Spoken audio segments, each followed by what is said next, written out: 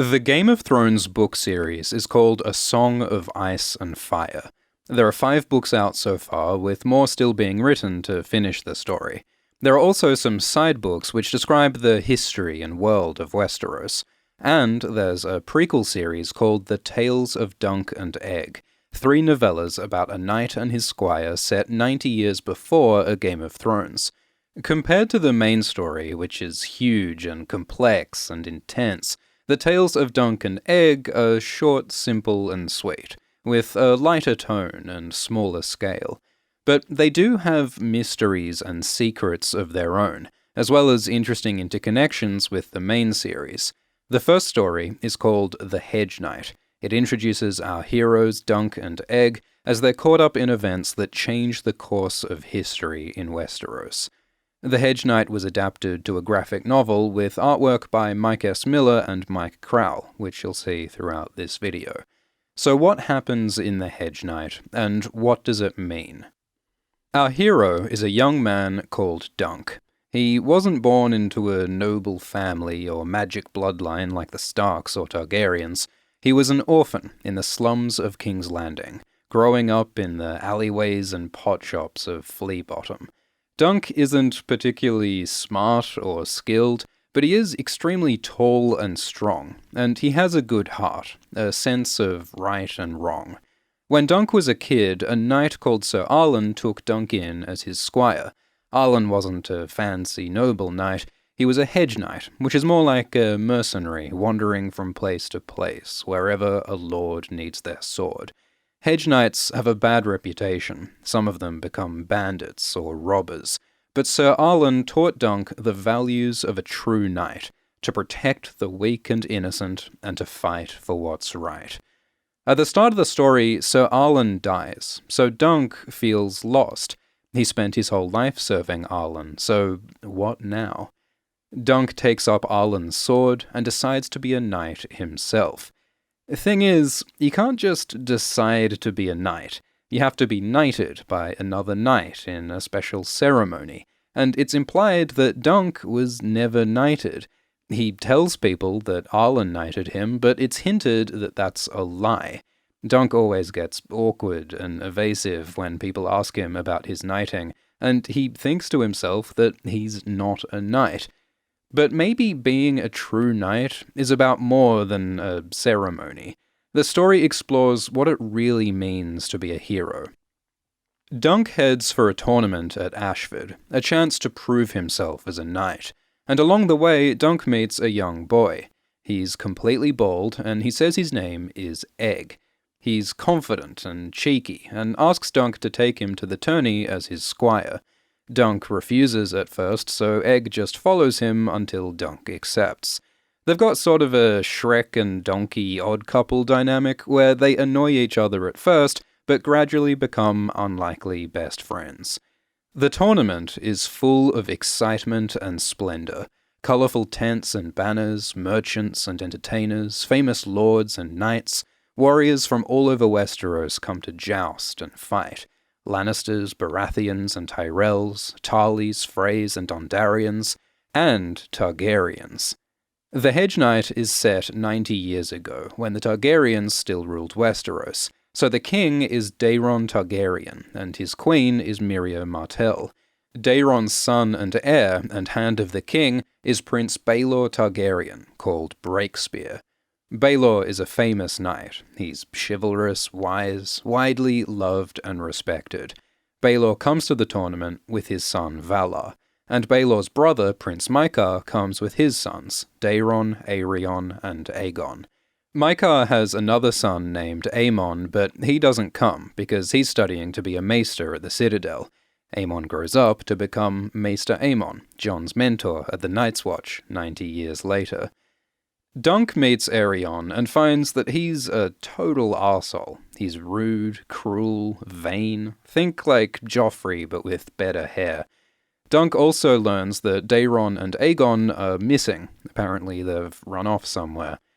Dunk wanders the tournament, and he gets a crush on a girl called Tanzelle, who works a puppet show. He hires her to paint a sigil on his shield to represent himself as a knight. He chooses an elm tree with a shooting star, because Dunk saw a shooting star at camp the other night. And instead of calling himself Sir Dunk, he invents the name Sir Duncan the Tall. So Dunk creates an identity for himself as a knight. But what kind of knight is he? Is he cruel and vain like Aerion, or chivalrous like Baelor Breakspear? What does it really mean to be a hero? That night, Prince Aerion attacks the puppet girl Tanzelle, because Tanzelle performed a puppet show about a dragon being slain, and Aerion considers himself a Targaryen dragon, so he gets offended and starts breaking Tanzelle's fingers. So Dunk instinctively runs in and beats up Aerion to defend this damsel in distress. It's the right thing to do, but it's also a foolish thing to do. Westeros is unfair, and Hedge Knights are not allowed to hit royal princes. Dunk could be punished with death. So, is this heroism or stupidity? In Tanzelle's puppet show, she says, "All men are fools, and all men are knights." It means we all have some desire to be a romantic hero, to save maidens and fight dragons. And that feeling is ridiculous and foolish, but it's also part of what makes us human. Aerion almost has Dunk killed on the spot, but he's saved by Egg. It turns out that Egg is not some random peasant, he's actually Prince Aegon Targaryen, son of Prince Maekar and grandson of the king. Egg explains that his father Maekar wanted Daeron to ride in the tournament with Egg as his squire, but Daeron hates riding and fighting, so instead he ran off and got drunk, and he shaved Egg's head to hide his silvery gold blonde hair, which is famously a feature of Targaryens. Egg says Daeron didn't need to shave because he just has brown hair. He also mentions that their uncle Baelor also has dark hair instead of blonde, because of his Dornish mother. All this talk about Targaryen hair color might be a hint supporting the theory that Jon Snow is the son of Rhaegar Targaryen and Lyanna Stark.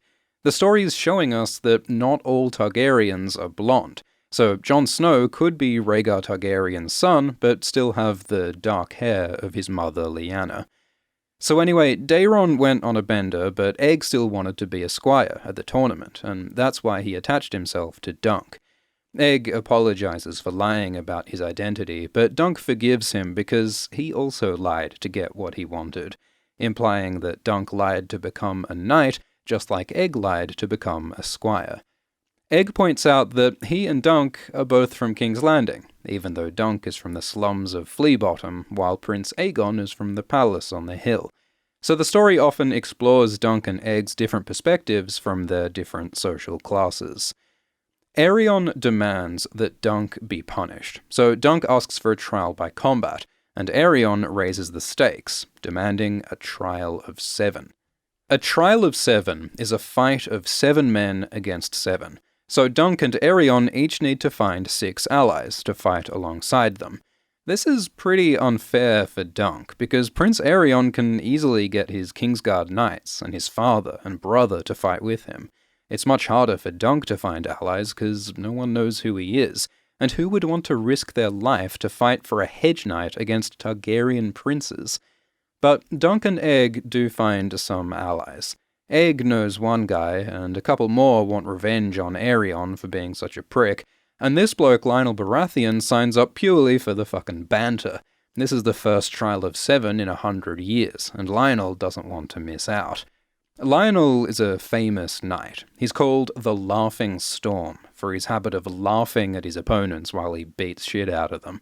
Lionel is an ancestor of King Bobby B, and Gendry, and Stannis, and Shireen. And we know from the history book that years later, Lionel actually fights against Dunk, but that's another story. Dunk also recruits young Raymond Fossaway. Raymond has a falling out with his cousin Stefan, because Stefan betrays Dunk by promising to fight for him, then joining Aerion instead, because Aerion promises to make him a lord. This creates a split in House Fossaway that still remains to this day. Stefan's line are the red apple Fossaways, while Raymond's are the green apple Fossaways, because Raymond would rather be an unripe green apple than a rotten, wormy red one like Stefan. So on the morning of the trial, Aerion has 7 knights, But Dunk desperately needs one more. He begs the crowd for a volunteer, asks, "Are there no true knights among you?" 'Cause every knight swears an oath to defend the innocent. But all these knights and high lords refuse him. 'Cause the nobility, like Stefan Fossaway, have selfish political reasons to side with their prince, even when their prince is wrong. It's only a poor, lowborn man like Dunk, who has no political prospects and nothing to lose, who's willing to fight for what's right, which shows the corruption and injustice of this feudal class system. But just when all hope seems lost, Prince Baelor Breakspear joins Dunk.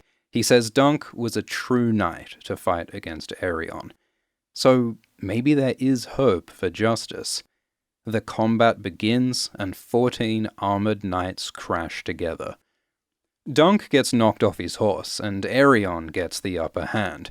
Dunk is not as skilled or well-trained as Prince Aerion, but once they're down in the mud, Dunk has the advantage, because Dunk has experience fighting dirty on the rough streets of Flea Bottom, so he's able to defeat Aerion and end the trial. So, for a moment, it seems that this Game of Thrones story has a happy ending. Dunk, the heroic underdog, gets justice over the shitlord prince. But Prince Baelor acts all weird, he's confused and slurry, and when they pull off his helmet, some of his brain falls out. His head got smashed in the fight, so Prince Baelor Breakspear falls to the ground and dies. Everyone is horrified by Baelor's death. He was heir to the throne, loved by all. Everyone thought that he would be a great king. So at the funeral, Baelor's son Valar asks why the gods would take Prince Baelor for the sake of Dunk, the Hedge Knight. What kind of justice is this? Dunk speaks with Baelor's brother Maikar. Maikar was always resentful, living in the shadow of his more popular brother, kind of like how Stannis is resentful of Robert. But Maikar reveals that it was his mace that killed Baelor. It was an accident, but now Maikar has to live with the knowledge that he killed his big brother. So like Valar, Maikar asks, what's the meaning of this tragedy? Dunk replies that maybe Baelor dying to save Dunk will have meaning if one day the realm needs Dunk. Maybe Dunk has some special destiny. Baelor's death is actually the fulfillment of a prophecy, because before the trial, Daeron comes to Dunk and apologizes for siding with Aerion. Daeron feels like he's a failure and a disappointment to his father Maikar, and he uses drinking and sex to cope, similar to Tyrion's relationship with his father. But Daeron also says that he had a dream about Dunk. In the dream, there was a dragon, and the dragon dies, but Dunk survives. Daeron hopes that the dead dragon means that Aerion will die, but as it turns out, the dragon who dies is Baelor. This fits the pattern of many prophecies and dreams in the series. They come true, but in an unexpected way. Many Targaryens have prophetic dreams, and they often lead to destruction. We know from the history book that after the Hedge Knight, King Daeron and Prince Valar die in a plague. When King Daeron's other sons die, Maikar becomes king. But then Maikar dies in battle, Daeron the Drunken dies of the clap, and Aerion drinks wildfire because he thinks it'll transform him into a dragon, which leaves the realm in a bit of a succession pickle. Who should be the next king? Daeron and Aerion both had kids, but no one wants them on the throne. So they offer Maester Aemon the throne, but he refuses. So the next king of Westeros is Egg. He becomes King Aegon Targaryen V. And King Egg chooses Dunk to lead his Kingsguard, so Dunk from Flea Bottom rises to the highest position for a knight in Westeros. King Egg's rule was difficult, with rebellious lords and rebellious children, and later in life he became convinced that the solution to all his problems was dragons. He was obsessed with trying to hatch some dragon eggs, experimenting with sorcery, wildfire, and ancient lore. And this dream of dragons ended in tragedy. A mysterious fire at Summerhall killed King Egg and most of his family, and Dunk. One of the only survivors was Egg's granddaughter, Rhaegar, and it's hinted that she was saved from the fire by Dunk before he died. Then, while Summerhall burned behind her, Rhaella gave birth to Rhaegar Targaryen, the brother of Viserys and Daenerys, and the father of Jon Snow. So maybe Dunk was right. There was a day when the realm needed him. If he hadn't saved Rhaella, Rhaegar and Daenerys and Jon Snow would have never been born. The whole series wouldn't have happened. And all of this began with Dunk seeing the comet that inspired his heraldry. A comet, or bleeding star, is part of the prophecy of Azor Ahai, the hero that'll save the world. Rhaegar believed that his son would be this hero when he saw a falling star. So Dunk is deeply connected to the prophetic destiny of Westeros. But will this destiny save Westeros, or lead to more fire and tragedy? Dunk says we never know what the morrow will bring. All he can do is try his best to be a true knight. The Hedge Knight asks, what does it mean to be a true knight? It's clearly not about being a high-born noble warrior with sword and armor, cause Aerion's a piece of shit. And it's not about being skilled or smart, cause Dunk isn't. It was Dunk's foolish, romantic impulse that led him to be a hero in the first place. It's not about a special ceremony, and it's not about telling the truth. Dunk and Egg both lie to get to the tourney. A big part of what makes Dunk a hero is his humility. Noble lords and knights have too much to lose to want to fight for justice, but Dunk has nothing to lose but his honor, and that's why he risks everything to protect others. As a low-born commoner, he's more sympathetic to other common people, and Dunk's humble origins are what allow him to beat Aerion, using dirty flea-bottom fighting tricks to beat the fancy prince. Humility helps make Dunk a true knight. So at the end of the story, Maekar offers for Dunk and Egg to join his knights at his castle. But instead, Dunk takes Egg on the road to live as a hedge knight, cause that humility will help Egg grow into a better man, and a better king. The story criticizes a corrupt system of nobility, and celebrates a more humble ideal of heroism, where anyone with courage and strength and compassion can be a true knight. And 90 years later, Brienne's story explores the same ideas. Like Dunk, she's technically not a knight. She's not particularly smart or special, but she's strong and brave and selfless and determined to do what's right, which makes her more of a true knight than almost any actual knight. In Book 4, Brienne describes an old shield from her father's armory, which looks exactly like Dunk's shield with the tree and star. So for years, fans have speculated that Brienne and Dunk might be related, and at a convention, author George Martin confirmed that Dunk is Brienne's ancestor, possibly her great-grandpa.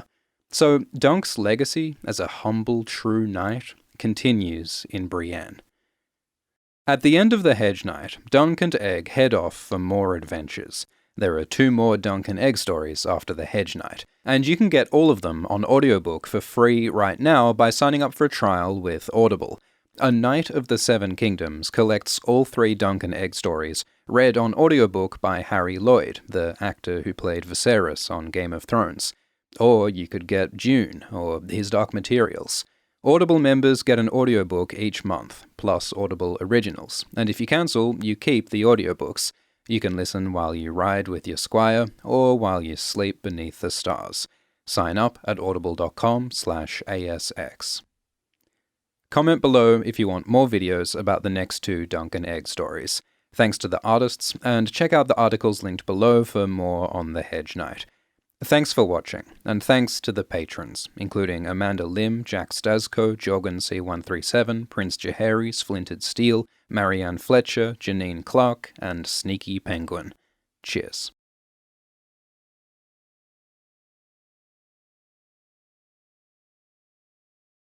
I offer you a nice egg in this trying time.